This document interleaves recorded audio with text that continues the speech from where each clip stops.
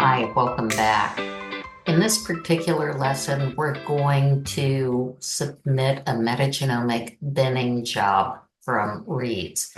I want to remind you of the sample that we're going to use. This was taken from that Street et al. Study where they looked at patients who had had a bacterial infection following a joint replacement. And I just wanted to help you remember and familiarize yourself with this sample. It's this particular sample. And when we ran it on the taxonomic classification service, we could see that the majority of the reads are to Haemophilus influenzae, but there's some other reads in here. So we're going to submit this to the Metagenomic Binning service. I also wanted to remind you of when we submitted this to the metagenomic read mapping service, we saw that there were a number of genes of interest in this sample. You can see that some of them are to Haemophilus influenzae, but there are a lot of them to Streptococcus pneumoniae. Now, those could just be blast hits that were hitting something similar in a Haemophilus genome, or there could be two genomes in here. It's obviously a mixed sample. We want to see what's in there and see if we can pull those genomes out of this mixed sample using this service. So let's submit this job.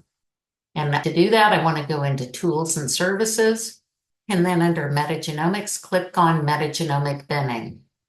Now, if you have reads yourself in the workspace and you can remember what they are, you can find them either by starting to type here, which I'm not going to do that myself, or you could click on here, the folder icon, and that'll allow you to navigate to a place in your workspace. Or let's say you wanted to upload some files from your computer to the workspace. So I clicked on a folder, and now I'll click on the upload icon. And this will tell me it's looking for reads and any files that end in anything like this, .fa, .fasta, .fastq, or .fastqgz will also work. And if I click select file, it will open a dialog box with my computer that will show me files that have the right ending. But we're not going to do that today either. So I'll just cancel that. We're going to use this same run accession number that we've used before, and we have to move it over into the selected libraries box. And so you noticed it said that validating. That is going to the sequence read archive and making sure that this is a valid run number. So let's scroll down. It's in the selected libraries box. Let's look at the parameters. This particular service uses Metaspades or MegaHit. I'm just going to leave it on auto, so it will determine which one is best for this. And then you can say, I want to search specifically for bacterial or archaea or viruses or both. I like the both. So now I want to go to an output folder, and I want to see if there's one I've done recently, metagenomic binning. So let's click on that. And I'm going to put in the name that I want, which is the name of the run accession, so I can recognize it when I get back. And I'm going to put auto and then bin, just so I know which one it is. Now you can also choose a genome group name. So when the service returns, let's say you had multiple bins, it was able to isolate multiple genomes, maybe good and bad.